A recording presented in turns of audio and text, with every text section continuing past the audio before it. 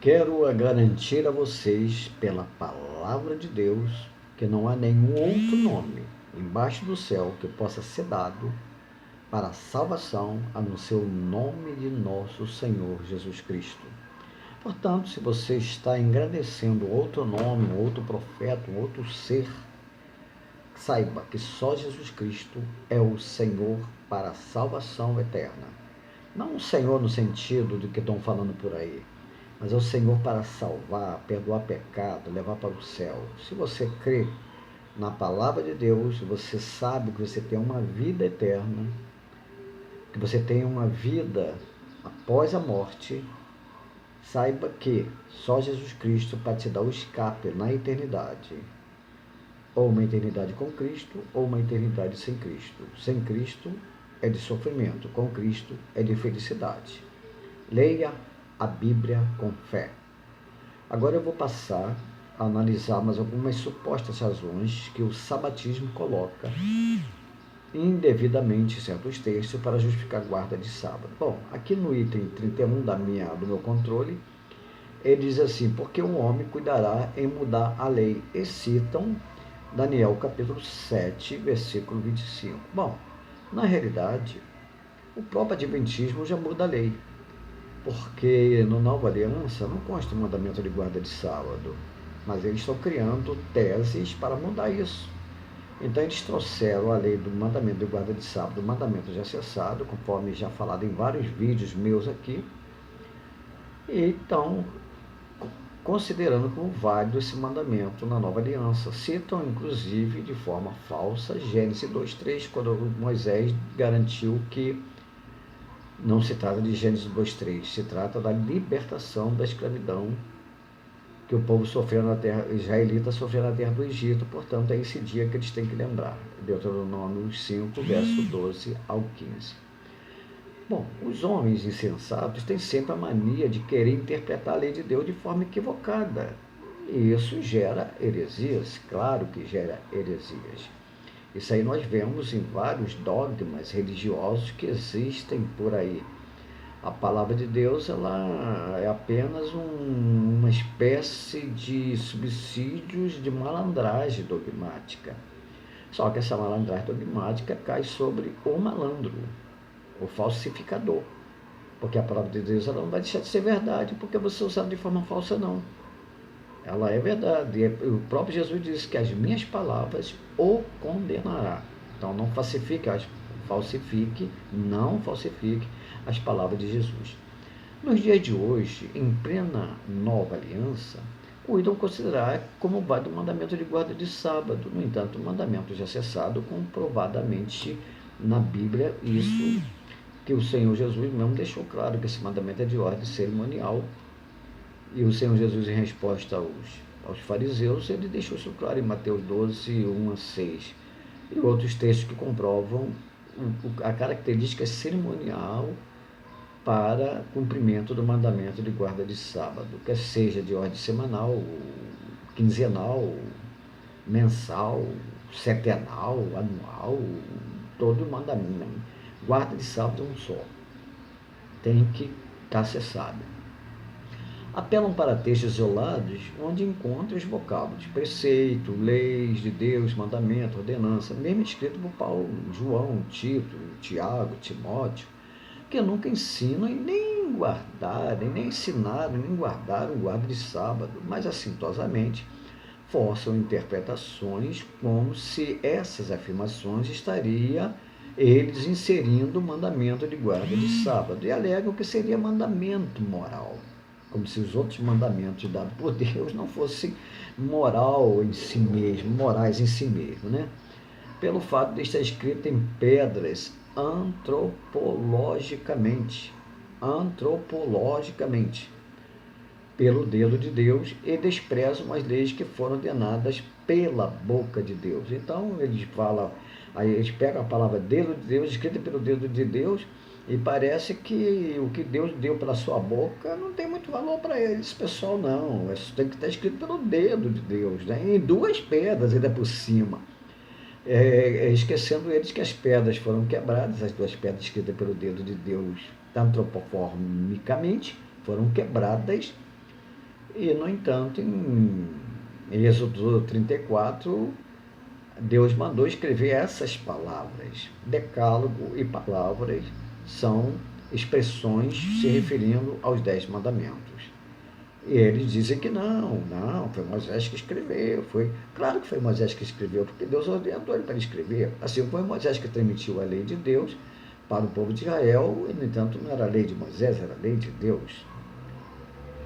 Agora vamos analisar um pouco sobre a contextualização de Daniel 7. Eu estou aqui fazendo uma análise, um estudo bíblico sobre Daniel 7, mas vamos fazer uma contextualizaçãozinha aqui. Daniel 7, 25 diz assim: e proferirá palavras contra o Altíssimo, e destruirá os santos do Altíssimo, e cuidará em mudar os tempos e a lei, e eles serão entregues nas suas mãos por tempo e tempos e metade de um tempo. Falando aqui o quê? Das 42 semanas, da segunda metade da 70ª semana. A 70ª semana, 2 tempos de 3 anos e meio, uma metade de 3 anos e meio, outra metade de 3 anos e meio. Aí vamos lá. Por um tempo, 2 tempos e metade de um tempo. A palavra tempo é o mesmo vocábulo usado em Daniel 4, 16, 23. E como ali pode significar um ano, alguns interpretam este versículo como uma indicação da última metade da 70ª semana de Daniel. Daniel 9, 27. Outros estudiosos não atribuem uma duração específica à expressão, mas consideram-na um período de tempo que é abreviado por causa da intervenção de Deus. Bom, sabemos que a Bíblia fala claramente. Por um tempo e tempos e metade de um tempo. Vamos adiante. O versículo tem um texto que diz assim: ele tentará mudar o tempo e as leis dos santos em suas mãos por 3 anos e meio. Isto é, na segunda parte da 70ª semana, conforme está escrito em Daniel. Isso está lá no versículo 25, de Daniel 7, 25, conforme já lemos, Daniel 12, 7 e Apocalipse 13, 5.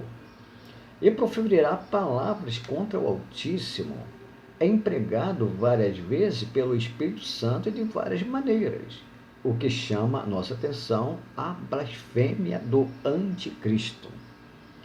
Então, eles querem atribuir como se nós, os cristãos, estivéssemos modificando a palavra de Deus, como se nós fôssemos os anticristos. Essa é a tese absurda do adventismo contra o cristianismo. Aliás, ele diz que todas as igrejas evangélicas são todas filhas da Babilônia, e que só eles são os remanescentes, quando na verdade os remanescentes são os 144 mil de Israel, que Deus vai resguardar no período da grande tribulação e vai reinar com esse povo. Mas isso já é um outro assunto escatológico, E proferirá palavras contra o Altíssimo. É empregado várias vezes pelo Espírito Santo, conforme já falei. A frase: e eles serão entregues em sua mão por um tempo, e tempos, e metade de um tempo. Refere-se a Israel, israelitas ou judeus, quando será derrotado e enormemente açoitado por um período de 3 anos e meio. Quer dizer, segunda metade da 70ª semana de Daniel. Mais adiante nós vamos ver,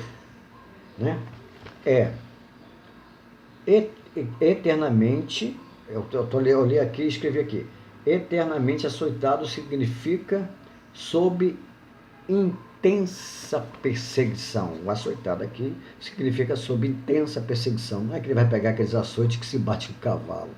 Está escado os adventistas dizerem que é isso, porque eles se baseiam muito em cerimonialismo, aliás, nos simbolismos. Eles se baseiam, eles se apegam ao simbolismo e pronto. Se agarram aí e não entendem a mensagem na sua realidade. Os últimos 3 anos e meio da grande tribulação serão os piores anos dos juízos. Esse sentido da grande tribulação ele será universal. Ele englobará toda a terra. todo o tempo. Não é algo localizado, como Tsunami, o problema de Orleans, ou o problema de Pompeia, da destruição de Pompeia, de Sodoma e Gomorra. É muito mais. Será algo universal. Os últimos 3 anos e meio da grande tribulação serão os piores anos do juízo. Esse período é mencionado em Apocalipse como 42 meses, Apocalipse 11, 2, 13, 5, 1260 dias, Apocalipse 11, 3, e o tempos e metade de tempo, Apocalipse 12, 14. Aqui Daniel, em 7,25, ele é citado como um tempo, 2 tempos e metade de um tempo. Livro de Daniel e Apocalipse, quem explica isso é o pastor Antônio Gilberto, da CPAD, escritor, pastor. O anticristo tratará de inaugurar uma nova era. Nesse período da grande tribulação, que o Adventismo interpreta as 2.300 semanas até a morte de Estevão, o que é uma maneira de fechar. Se não fechasse essa continha dele, eles colocariam mais adiante alguns outros textos para fechar, né? Essa é a armação adventista. Até a morte de Estevão. Só que eles erram que Daniel 9, 26, 27 fala que depois o Senhor é tirado. Aí começa o período da graça que nós estamos vivendo hoje. Eu vivo, eles vivem. Os próprios adventistas dizem que estão na graça. Então, eles dizem, embora eles sigam na lei lá e fica meio mal bem tijolo, mas dizem que está na graça. Esse período começou com a ressurreição de Jesus Cristo. E nós estamos nesse período. E esse período chamado da graça, que eles não gostam da palavra dispensação, mas é uma dispensação, é uma aliança, um pacto, ela vai terminar com a volta de Jesus Cristo. Depois dessa grande tribulação que está sendo falada aqui em Daniel capítulo 7. Então, vou ler outra vez. O anticristo tratará de inaugurar uma nova era, cuidará em mudar os tempos e a lei. Um dos seus nomes no Novo Testamento é o iníquo. Segundo a Tessalonicenses, capítulo 2, versículo 8, que no grego é anomos. Anomos quer dizer contra a lei, anti-lei de Deus. Isto é, aquele que é oposto à ordem estabelecida, é subversivo, o desordeiro, aquele que se opõe à lei. Haverá tais mudanças na ordem das coisas e da lei estabelecida. Então, meus queridos adventistas, iludidos pastores, iludidos professores sabatinos, iludidos novos conversos, a mudança da lei, no sentido do ministério de Jesus, houve já a mudança da lei. Em Hebreus 9 fala, mudando o seu sacerdócio, há necessidade de mudança da lei. A lei da guarda do sábado é uma lei que estava inserida no sacerdócio levítico. E o livro de Moisés, ele era apresentado, consagrado por sangue de animais. Mas agora estamos no sacerdócio de Cristo, em que ele, pelo seu sangue, nos consagrou. E nós estamos livres de realizar esses mandamentos de ordens cerimoniais. Então, esse negócio de nós dizemos que não guardamos sábado, que está cessado, é bíblico, está na palavra de Deus, já está mudado mesmo. Agora, o que esse Daniel 7,25 está falando sobre o anticristo que há de vir sobre a terra. Ele já está aqui. O anticristo, os falsos profetas já estão aqui. Representados pelo adventismo, pelo iudismo, pelo jeovismo, etc., pelo catolicismo.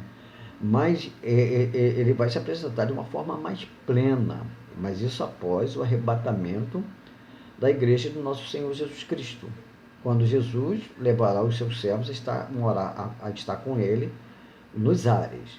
E depois ele voltará para pisar no Monte das Oliveiras, o mesmo se abrirá ao meio, e todos os olhos o verá. Mas aí ele virá para derrotar todos os inimigos de Israel e vai implantar o milênio, e da Jerusalém celestial nós estaremos com o Senhor, já em corpo glorificado, em corpo glorioso, e os 144 mil em corpos naturais estarão aqui da Jerusalém terrena ou terrestre.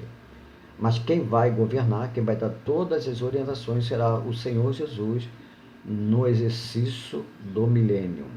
E nesse milênio não haverá ação de Satanás. Diz a palavra de Deus que Satanás vai ser preso ou vai ser impedido de agir. E os adventistas querem admitir que já estejamos até no milênio, pela contagem dele. Mas Satanás está aí agindo. Então não tem coerência o que eles falam. É só ir para a Bíblia e vai ver uma série de contradições do adventismo. Que Deus te guarde. E eu estou analisando, terminando esse estudo de Daniel 7, e vou colocar em PDF para quem quiser examinar. Quem quiser se inscrever no meu vídeo, no meu canal, está convidado.